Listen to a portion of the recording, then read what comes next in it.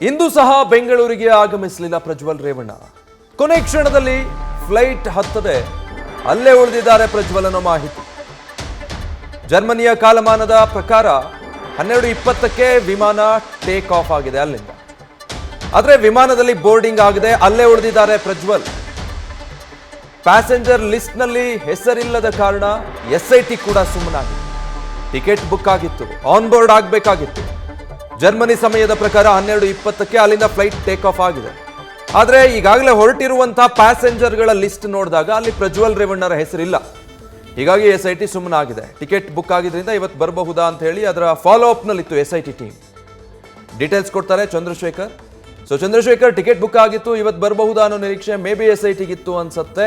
ಆದರೆ ಪ್ಯಾಸೆಂಜರ್ ಲಿಸ್ಟಲ್ಲಿ ಪ್ರಜ್ವಲ್ ರೇವಣ್ಣ ಹೆಸರಿಲ್ಲ. ಮುಂದೇನು SIT ಚಿಂತನೆ? ಖಂಡಿತವಾಗಿ ವಿಜಯ್, ಏನು ಈಗಾಗ್ಲೇ ಏನು ಪ್ರಜ್ವಲ್ ರೇವಣ್ಣ ಬೆಂಗಳೂರಿಗೆ ಬರ್ತಾರೆ ಅನ್ನುವಂತ ಒಂದು ವೈರಲ್ ಆಗಿದ್ದಂತಹ ಟಿಕೆಟ್ ಬುಕ್ ಆಗಿರುವಂತಹ ಸ್ಕ್ರೀನ್ ಶಾಟ್ ಹರಿದಾಡ್ತಾ ಇತ್ತು. ಇನ್ನು ಕಾಲಾವಕಾಶವನ್ನ ಕೂಡ ಕೇಳಿದ್ರು SITಯ ಬಳಿ. ಅಂದ್ರೆ ಹೊಳೆನರಸೀಪುರದಲ್ಲಿ ದಾಖಲಾಗಿರುವಂತಹ ಒಂದು ಪ್ರಕರಣಕ್ಕೆ ಸಂಬಂಧಪಟ್ಟಂತೆ 7 ದಿನಗಳ ಕಾಲ ನನಗೆ ಕಾಲಾವಕಾಶ ಕೊಡಿ, ನಾನೇ ಬೆಂಗಳೂರಿಗೆ ಬರ್ತೇನೆ, ವಿಚಾರಣೆಗೆ ಹಾಜರಾಗ್ತೇನೆ ಅನ್ನುವಂತಹ ಮಾಹಿತಿಯನ್ನ ಕೂಡ ಹಂಚ್ಕೊಂಡಿದ್ರು. ಆದ್ರೆ ಯಾವಾಗ ಏನು ನಿರಂತರ ಅತ್ಯಾಚಾರ ವಿಚಾರವಾಗಿ CIDಯಲ್ಲಿ ಒಂದು ಪ್ರಕರಣ ದಾಖಲಾಗುತ್ತೆ, ಅಲ್ಲಾದ ನಂತರ ಯಾವುದೇ ರೀತಿಯಾದಂತಹ ಕಮ್ಯುನಿಕೇಶನ್ ಪ್ರಜ್ವಲ್ ರೇವಣ್ಣ ಅವರ ಕಡೆಯಿಂದ ಇದುವರೆಗೂ ಸಿಕ್ಕಿಲ್ಲ SITಗೆ ಅನ್ನೋದ್ರೆ ತಪ್ಪಾಗಲ್ಲ. ಇನ್ನು ಈ ವಿಚಾರವಾಗಿ ಈಗಾಗಲೇ SIT ತಂಡ CBIಗೆ ಮನವಿ ಮಾಡಿ ಬ್ಲೂ ಕಾರ್ನರ್ ನೋಟಿಸ್ ಅನ್ನ ಕೂಡ ಇಶ್ಯೂ ಮಾಡಿತ್ತು.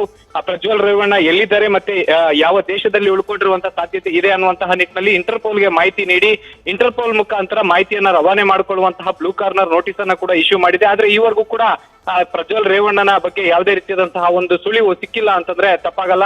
ಈ ನೆಲೆಯಲ್ಲಿ ಎಲ್ಲೋ ಒಂದ್ ಕಡೆ 15ರಂದು ಅಂದ್ರೆ ಇಂದು ಏನೋ ಬುಕ್ ಆಗಿದ್ದಂತಹ ಟಿಕೆಟ್ ಅನ್ನ ನಂಬ್ಕೊಂಡಿದ್ದಂತಹ SIT ಇಂದು ಏನೋ ಬೆಂಗಳೂರಿಗೆ ಆಗಮಿಸುವಂತಹ ಎಲ್ಲಾ ಸಾಧ್ಯತೆ ಇದೆ. ಯಾಕೆಂತಂದ್ರೆ ಆಲ್ರೆಡಿ ಟಿಕೆಟ್ ಬಿಸಿನೆಸ್ ಕ್ಲಾಸ್ ಅಲ್ಲಿ ಲುಫ್ತಾನಾ ಏರ್ಲೈನ್ಸ್ ಅಲ್ಲಿ ಬುಕ್ ಆಗಿದೆ ಅನ್ನುವಂತಹದ್ದು, ಮತ್ತೆ ಟಿಕೆಟ್ ಏನು ಸೀಟ್ ನಂಬರ್ ಸಮೇತವಾಗಿ ಎಲ್ಲಾ ಡೀಟೇಲ್ಸ್ ಕೂಡ ಸಿಕ್ಕಿತ್ತು SITಗೆ. ಈ ನೆಲೆಯಲ್ಲಿ ಎಲ್ಲ ಒಂದ್ ಕಡೆ ಬರುವಂತಹ ಒಂದು ಭರವಸೆಯನ್ನ SIT ತಂಡ ಇಟ್ಕೊಂಡಿದ್ರು. ಆದ್ರೆ ಆ ಭರವಸೆ ಸುಳ್ಳಾಗಿರುವುದು ಈಗ ಸದ್ಯಕ್ಕೆ ಬಯಲಾಗಿದೆ. ಯಾಕೆಂತಂದ್ರೆ ಅವರು ಯಾವುದೇ ರೀತಿಯಾದಂತಹ ಬೋರ್ಡಿಂಗ್ ಜರ್ಮನಿಯಿಂದ ಆಗಿಲ್ಲ ಅನ್ನುವಂತಹದ್ದು, ಮತ್ತೆ ಲುಫ್ತಾನಾ ಏರ್ಲೈನ್ಸ್ ಅಲ್ಲಿ ಪ್ರಜ್ವಲ್ ರೇವಣ್ಣ ಅನ್ನುವಂತಹ ಯಾವುದೇ ರೀತಿಯಾದಂತಹ ಪ್ಯಾಸೆಂಜರ್ ಇಲ್ಲ ಅನ್ನುವಂತಹ ಮಾಹಿತಿ ಸದ್ಯಕ್ಕೆ SIT ತಂಡಕ್ಕೆ ಸಿಕ್ಕಿರುವಂತಹದ್ದು. ಈ ಹಿನ್ನೆಲೆಯಲ್ಲಿ ಈಗ ಸದ್ಯಕ್ಕೆ SIT ಅಧಿಕಾರಿಗಳು ಬೆಳಗ್ಗೆಯಿಂದಲೇ ಸಹ ದೇವನಹಳ್ಳಿ ಕೆಂಪೇಗೌಡ ಏರ್ಪೋರ್ಟ್ ನಲ್ಲಿ ಏನು ಕಾಯ್ತಾ ಇದ್ರು, ಅವರು ಕೂಡ ಈಗ SIT ಅಧಿಕಾರಿಗಳು ವಾಪಸ್ ಬಂದು ಮುಂದಿನ ಕಾನೂನು ಪ್ರಕ್ರಿಯೆಗೆ ಮುಂದಾಗಿರುವಂತಹದ್ದು. Vijay, okay, thank you Chandrashekhar.